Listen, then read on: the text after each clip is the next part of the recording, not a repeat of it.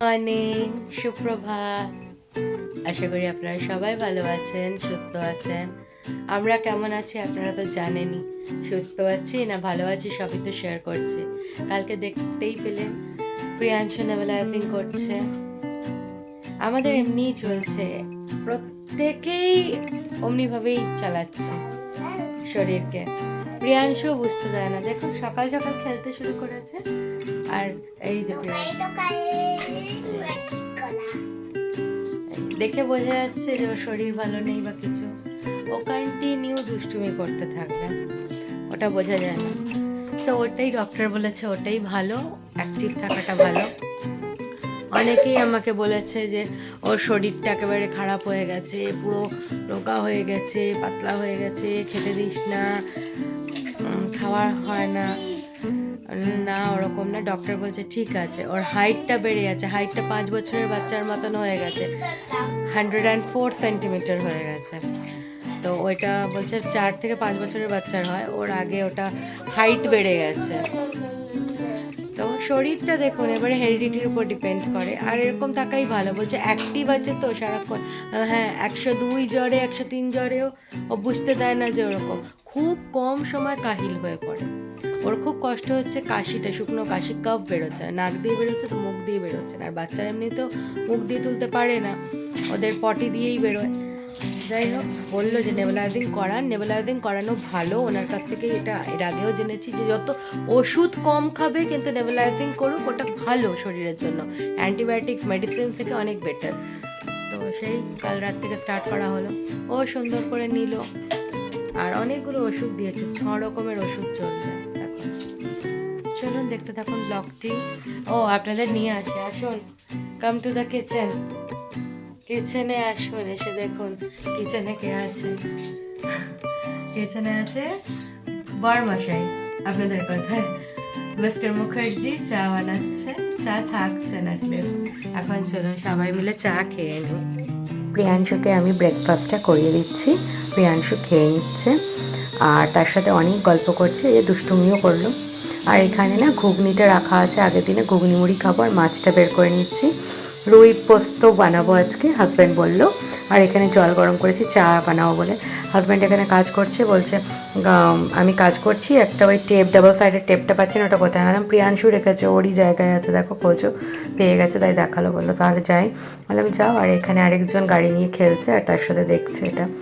এই দেখুন, শুধু একজন খেলা করে না, দুজন মিলে খেলা করে। বাবা যখন ঘরে থাকে, বাবা আর ছেলে দুজনে মিলে খুব সুন্দর ছুটিয়ে খেলে। তখন দুজনেই খেলে, মানে বাবাও তার ছোটোবেলার কথা মনে পড়ে যায় তার, যে হ্যাঁ এমনি করে খেলতাম, এটা কি সুন্দর, মানে ছেলেকে টাইম দিচ্ছে, এটা হচ্ছে ব্যাপার। আমি ওকে বলেছি দেখো তুমি সময় পাও না, ছেলেকে টাইম দেবে, অমনি করবে না। বাইরে থাকবে, বাইরে যখন থাকলে যখন ঘরে আসবে প্রিয়াংশুকে টাইম দেবে। কারণ বলেছিলাম না প্রিয়াংশু ট্রমাটাইজড হয়ে গেছে। এখন যতটা পারছি আমরা ওকে একটু প্যাম্পার করে রাখছি, ভালো রাখছি, ও যাতে সুস্থ থাকে, ভালো থাকে, ও যাতে ভালো মানুষ হয়, এটাই হচ্ছে ব্যাপার। এই যে আমি এখানে মাছটা করব বলে মাছটা নিয়ে নিয়েছি, নুন মাখাতে হবে। এইখানে আমার মানে ওই ঘুগনিটা কী করছি দেখুন, ডাবল ব্রয়লার হয় না ওরকম, গরম জল করেছিলাম, গরম জলের উপরে আরেকটা বাটি মানে ঘুগনির বাটিটা রেখে নর্মাল করলাম। এরপর আমি এখানে মুড়িটা মাখছি, মুড়িটা নিয়ে নিচ্ছি। হাজব্যান্ড বললো মুড়ি দিয়েই খাবো আজকে। আমি বললাম রুটি ফুটি কিছু না, বললো না, আর লেটও হয়ে গেছিলো। মুড়িটা মেখে নিচ্ছি, মেখে নিয়ে বললাম যে দেখো খেয়ে কেমন লাগছে। তো বললো যে ঠিক আছে দেখছি। তো ওর একটা অভ্যাস আগে ছিল, এখন আর সময়ের জন্য হয় না, তো আমাকে খাইয়ে দিলাম। ও আমাকে মানে অভ্যাসটা এটাই যে ও আমাকে খাইয়ে দেয়, একবার হলে পরে ফার্স্ট স্পুনটা খাইয়ে দেবে, প্রথম আলটা তাছে খাইয়ে দিল। আপনারাও দেখে নিলেন, অ্যাকচুয়ালি এখানে ভিডিওটা হচ্ছিলোই, তাই আপনারাও দেখে নিলেন যে এরকম করে ও দেয়। তো এটা বলতে পারেন ভালোবাসা, একজন অপরজনের প্রতি ভালোবাসা, জানেন দেখানো যায় না। আর সত্যি কথা বলতে গেলে আজকে এইটা নিয়েই ভয়েস ওভার দিচ্ছি। আর একটু আগে হাজব্যান্ডের সাথে কথা হচ্ছিল যে জানো ভালোবাসাটা আজকাল কেমন হয়ে গেছে বলো, দায়িত্ব, কর্তব্য, নিজেদের মানে ব্যস্ততা, অভ্যাস, এটাই পাল্টে গেছে। একসময় এরকম ছিল যে আমার একটু লাগতো তুমি কষ্ট পেয়ে আমাকে বলতে যে তোমার লাগলো তাড়াতাড়ি এটা করো ওটা করো। এখন লাগলে চোখের সামনে থাকলে লেগেছে একটু সুদাল দিয়ে দাও তো, ফোনে ব্যস্ত বা ল্যাপটপে, আচ্ছা ঠিক আছে একটু বোরলিন দিয়ে দাও তো, সেখানে প্রিয়াংশু এসে লাগিয়ে দেয় বোরলিন। এরকম হয়ে গেছে দিনগুলো। তো তা বলে ভালোবাসা কমেনি, তাই না? বলে না না, ভালোবাসা দেখো কমে না, সময়ের সাথে আস্তে আস্তে বদলে যায়, কোনোটা অভ্যেসে, কোনোটা দায়িত্বে, প্রচুর প্রচুর ব্যস্ততা থাকে এখানে। ওর বাবা এখানে নেবুলাইজেশন করিয়ে দিচ্ছে প্রিয়াংশুকে, সকালে একবার, মানে 10 দিনে 2বার বলেছে, দুপুরে রাত্রেও করতে পারে, সকালে আর রাত্রেও করাতে পারে। যেহেতু ওর বাবা আছে তো ওষুধগুলো দিয়ে সকালের দিকেই ওকে করিয়ে দিচ্ছে, আবার রাত্রের দিকে করবে। ও সোনা ছেলের মতন বসে নিয়ে নিচ্ছে। একটু অসুবিধা হচ্ছে যে নেই এইগুলোর জন্য, এই যে রাবার ব্যান্ডটা আছে, তো আমি আর ওর বাবা বললাম দেখো দেখি পরের বেলাটা না রাবার ব্যান্ডটা খুলে দেবো, ওকে এমনি ধরে রাখবো, যতটা কাজ হবে অমনি করেই কাজ হবে। বললাম ওপরটা থেকে বেরোচ্ছে না, তো বললো না না ওপরটা থেকে বেরোচ্ছে না, ঠিক আছে সুন্দর করেই হচ্ছে। বললাম ঠিক আছে, সুন্দর করে হলেই ভালো। ও ভালো করে নিক, ও সুস্থ হয়ে যাক, আপনারা সবাই ব্লেসিংস দেবেন, আশীর্বাদ করবেন ও যাতে ভালো হয়ে যায়, সুস্থ হয়ে যায়। চলুন রান্নাঘরে যাই। রান্নাঘরে এসে গেলাম, রুই পোস্ত বানাবো। পেঁয়াজ নিয়ে নিয়েছি, 2টো এলাচ নিয়ে নিয়েছি, পোস্ত নিয়ে নিয়েছি। এটা ভালো করে মিহি করে বেটে নেব যাতে একটু এলাচের গন্ধ ওটার মধ্যে বেরোয়। তো মিক্সিটা নিয়ে নিলাম, নিয়ে সুন্দর করে এটাকে বেটে নেব। আগে খালি মানে একটু পালসে ঘুরিয়ে নিলাম, ঘুরিয়ে নিয়ে বাটলাম। ওর বাবা এদিকে আবার ঘরটার পরিষ্কার করতে আসছে। বললাম তুমি করবে? বলে হ্যাঁ আমি এগুলো করে নিই, আজকে সময় আছে, আমি সবাইকে সময় দেবো, এমনি না যে শুধু প্রিয়াংশু সময় পাবে, তোমাকেও সময় দেবো, ঘরটাকেও সময় দেবো। ঠিক আছে, এদিকে এসে গেছি, ভাত বসিয়ে দিলাম, এদিকে আমার পোস্তটা বাটা হয়ে গেছে, এখানে মাছটা আছে, এখন আমি রেডি করবো রান্নার জন্য সবকিছু। ভাত টাত বসানো গেছে, আর এইখানে আমি রেডি করবো বলে এখানে আমার প্রিয়াংশু আমাকে ডাকতে এসে গেছে, দেখো দেখো। বললাম কি হয়েছে? বলছে যে আমার খেলনাটা ভেঙে গেছে। আর আচ্ছা ঠিক আছে, সব ঠিক হয়ে যাবে। এদিকে আবার হাজব্যান্ড ঘর মুছছে। ঘর মুছছো? এস, বউ থাকাকালীন তোমাকে কাজ করতে হচ্ছে? হ্যাঁ বলছি বউ থাকাকালীন তোমাকে কাজ করতে হচ্ছে? একা একা করি কাজ, হারি জিতি নাহি লাজ। আচ্ছা নাইস, ভালো ভালো। চলো চলুন, একটু মজা হয়ে গেল হাজব্যান্ডের সাথে, এবারে যাচ্ছি রান্নার দিকে যাই। ওকে বললাম ঘর মুছছো, জানো ব্লিঙ্কিটে অর্ডার দিয়েছি, বলে আমি চলে যাব। বলতে বলতেই ফোন আসলো আর ব্লিঙ্কিটও এসে গেছে। এই যে জিনিসগুলো এসে গেল, আমি 8 মিনিট আগেই মানে ফোন করেছি, ফোন না সরি, ওই অ্যাপে অর্ডার দিয়েছি, সব দিয়ে চলে গেল। বললো এখনই দিয়ে দাও না তো এরপরে তোমার নিচ থেকে উঠাতে অসুবিধা হবে, এত কিছু আসবে। আমি ঠিক আছে দিয়ে দিয়েছি। জানেন একটা ব্লেন্ডার হয়ে গেছে, মানে ভুল হয়ে গেছে। অ্যাকচুয়ালি কি হয়েছে, তেলটাকে চালিয়ে রেখেছিলাম, তেলটা এখানে রেখে ব্লিঙ্কিটে জিনিস এসেছিল, তো হাজবেন্ড ডাকলো হ্যাঁ গো মিলাতে হবে এসো। আমি এবারে ছুটে গেলাম মিলানোর জন্য, আর এইখানে কড়াইয়ে যে তেলটা দিয়েছিলাম, তেল দিয়ে বড় কড়াইটাতে আমি দিয়েছিলাম, দিয়ে রেডি করে নুন টুন দিয়ে আর বাড়িয়ে রেখেছিলাম ফ্লেমটা। এর মধ্যে তেল পুড়ে কি অবস্থা!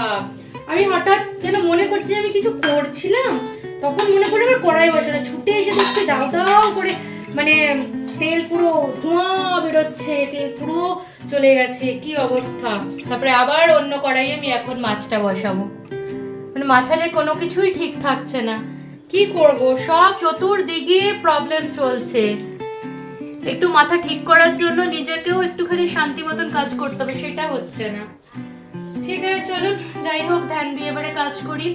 মাছটা বসাচ্ছি, সাথে থাকুন, দেখতে থাকুন। কড়াইয়ে তেল দিয়ে দিয়েছি, একটু নুন দিয়ে দেবো, নুন দিয়ে তারপরে স্টার্ট করব মাছগুলো ভাজা।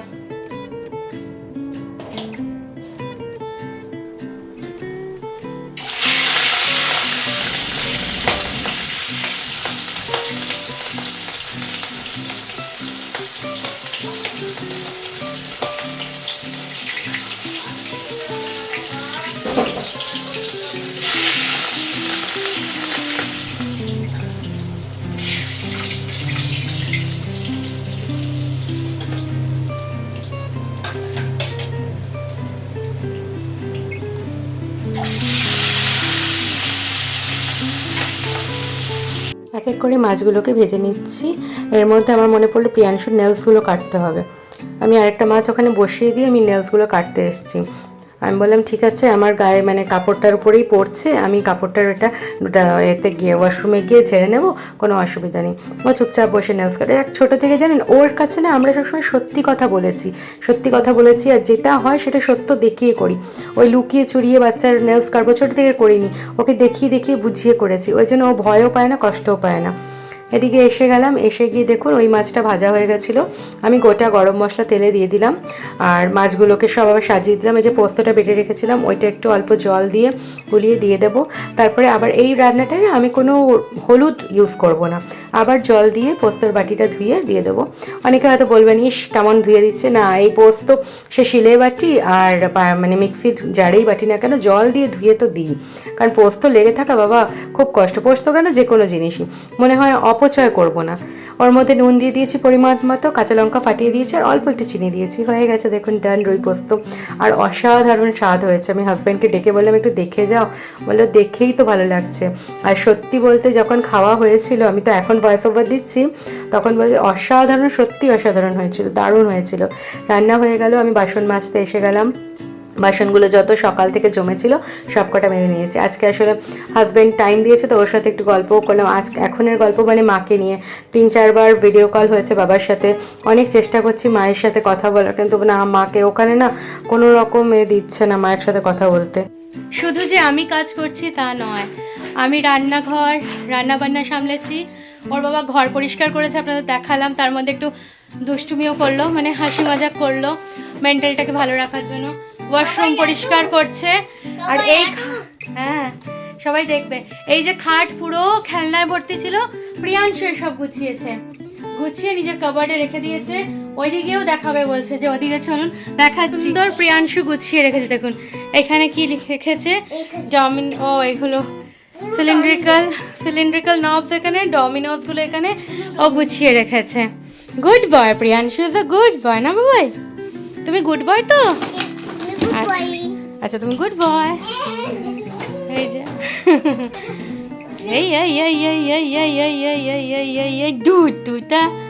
দুধটা যাই, আমি আরেকটু কাজ করে নি। I love you mamma, I love you too সোনা, আমার বাবা ছোট্ট সোনাটা। I love you too, Mama.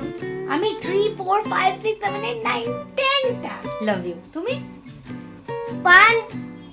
1, 2, 3, 4, 5, 6, 7, 8. 8টা মামা বেশি, 10টা। হ্যাঁ আমি দেখো 1, 2, 3, 4, 5, 6, 7, 8, 9, 10.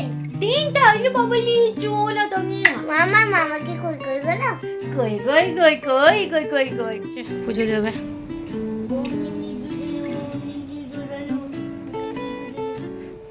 গায়ে ফেলো না, সাইডে রাখো।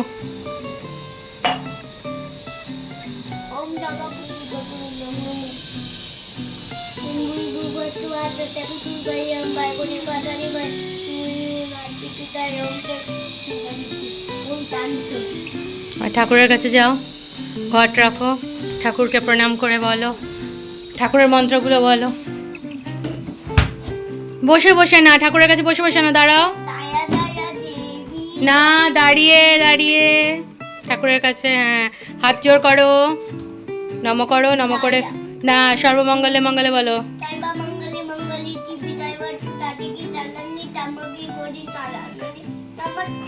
গণেশ ঠাকুরেরটা বলো, বক্রতুণ্ড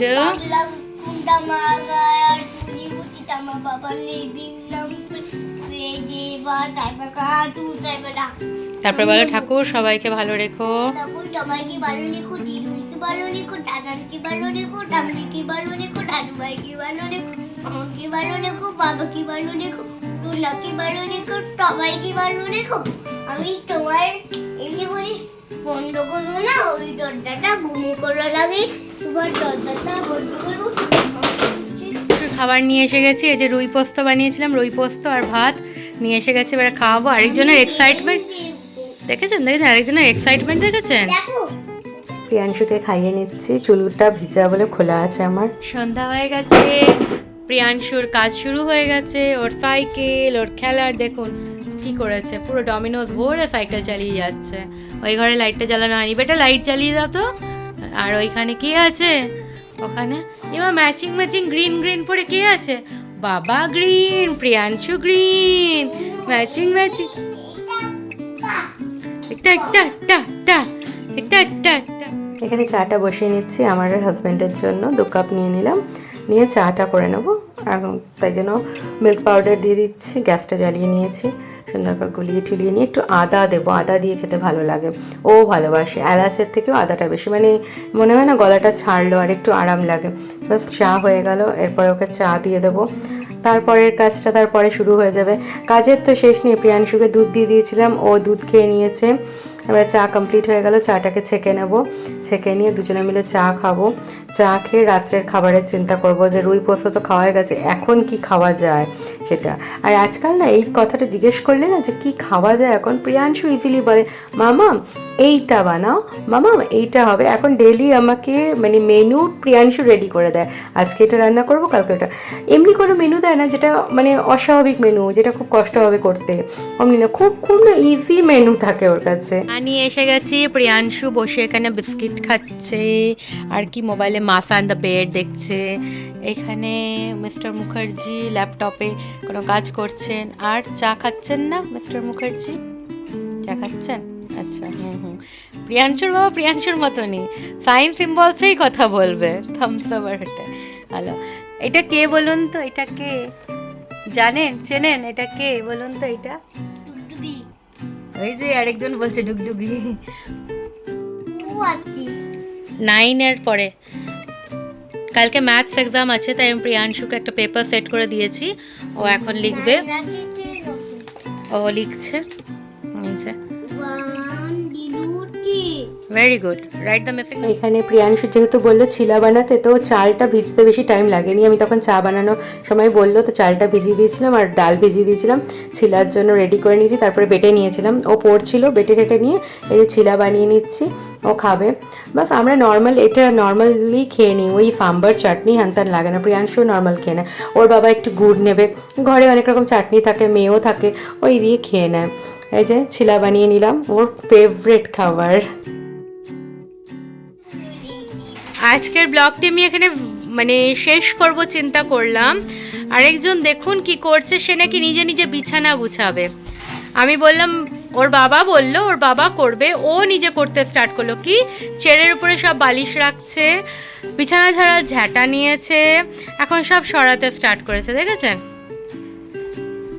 এর কাজের শেষ নাই, প্রিয়াংশুর কাজের শেষ নাই। প্রিয়াংশু সবাইকে গুড নাইট বলে দাও, ওইখানে দেবে? আচ্ছা বাবা, এই দুপুচ হয়ে যাবে। বাবা গুড নাইট বলে দাও সবাইকে, আমি নিয়ে নেবো। গুড নাইট বলে দাও সবাইকে, বলো গুড নাইট। কেউ কিন্তু বুঝলো না ভালো করে।